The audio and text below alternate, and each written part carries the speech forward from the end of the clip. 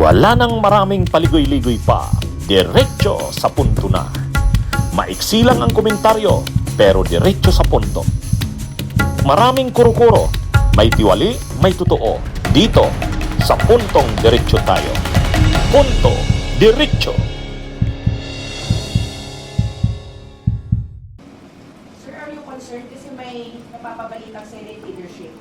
So baka pag may bago kasi Senate leadership, nababago rin yung chairmanship, including the Blue Ribbon. Are you concerned na baka mapapalitan? Actually, ang politika niyan, wala sa amin yan. Sa kanila ang politika niyan. Basta sa amin, kung meron kami makukuha na impormasyon sa Blue Ribbon, di mabuti. Kasi nga, makakatulong sa trabaho. Yung trabaho namin naman, does not rely on the Senate. Nakagkataon lang na maganda yung mga sinimulan ng Blue Ribbon Committee under the leadership of Senator Ping Lacson. Sabi ni Ombudsman Boyeng Rimulya, hindi biro yung sinabi niya na may ready ng arresting team. Naka-standby na yung arresting team, sabi niya. May ano yon, may pagkabiro yon, pero ano rin yon, totoo rin yon, sabi niya. Sa iba, pwedeng biro yon, sabi niya. At totoo naman, medyo may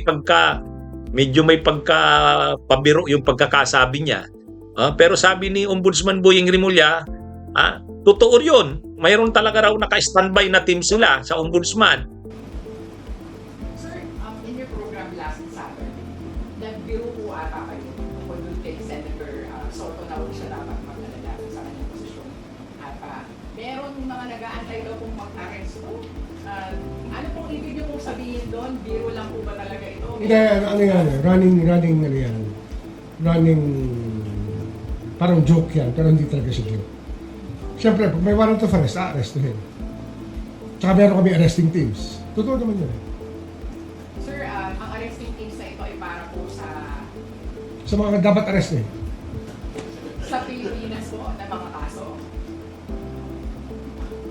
Sa mga dapat arrestin. Kasi sa legal system natin. Within our legal system.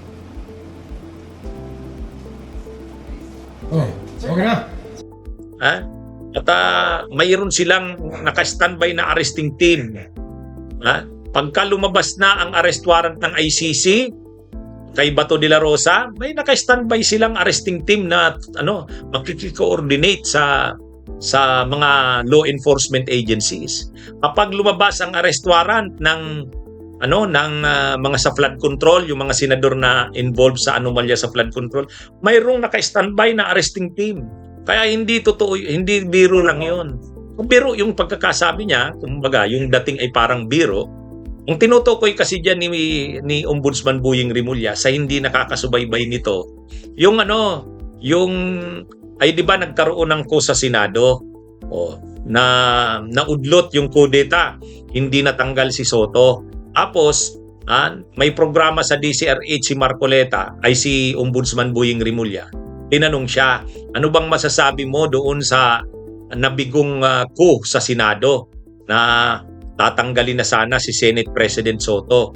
Sabi ni Ombudsman Boyeng Rimulya, At saka batiin din natin, nakikinig kayo, Tito Sen, na nakikinig sa atin. Tito Sen! Tito Sen! At saka Tito Sen! Senbing, monitor sa atin. Tito Sen, good morning! Mukhang pinakiliti ka this week, Tito Sen, mukhang kiniliti ka ng mga kasama mo, Bulungan mo kami, Tito Sen!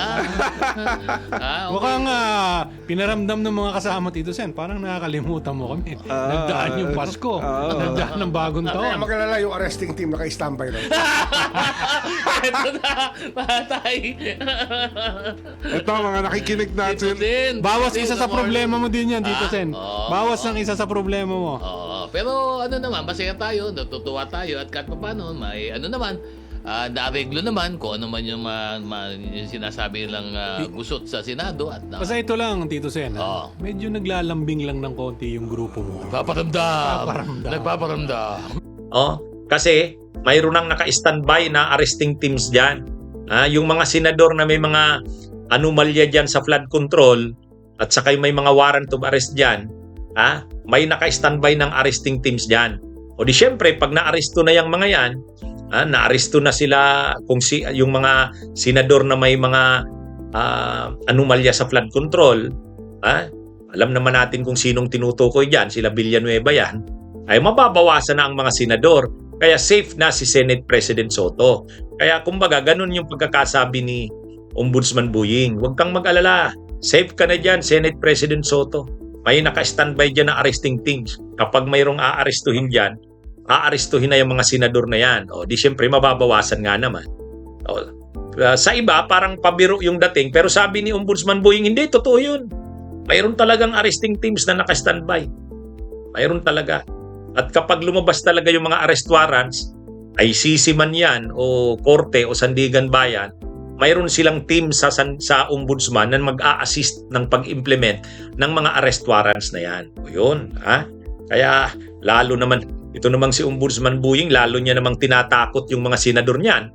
Ha? Lalo niya namang tinatakot niyan sila Bato de la Rosa. Takot na takot nga si Bato de la Rosa, di lalong matatakot pa yan.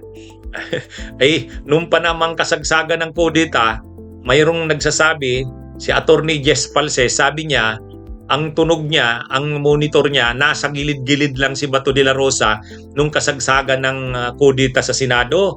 Naghihintay lang si Bato na may nakuha ng bilang. Pag 12 na, siya yung pang 13, lalabas na siya. Kasi kailangan siya para makabuo ng 13. Ay kaya lang, hindi daw nakabuo ng 13 eh. Wala, hindi nakakuha ng 13. Hindi nakakuha ng 12. Bakit siya lalabas? Mayroong mga... Pero ang sabi ni Attorney Jess Palses, nakaantabay lang si Bato. Pero may nagsasabi rin, nakaantabay rin yung aaresto kay Bato. Oh. Kaya dito sa sinabang ito ni Ombudsman Buying, mensahe ito kay Bato de la Rosa, wag kang magpapakita kasi baka biglang ilabas ang arrest warrant mo. Kaya sa tingin natin, lalo nitong magpapasiguro si Bato. Lalong magpapasiguro nito si Bato de la Rosa. Anyway, mga kabunyog, mga kababayan, yan yung context nung sinasabi ni Ombudsman Buying na hindi biro yung sinabi niya. May pagkabiro yung tono, pero may totoo yun. May arresting teams ang ombudsman at naghihintay lang ng tamang panahon. Bunyog, bunyog, halikan na kasama ka. Bunyog, kapag buklod ay may pag-asa. Luzon, Visayas, Mindanao, isa ang pananaw.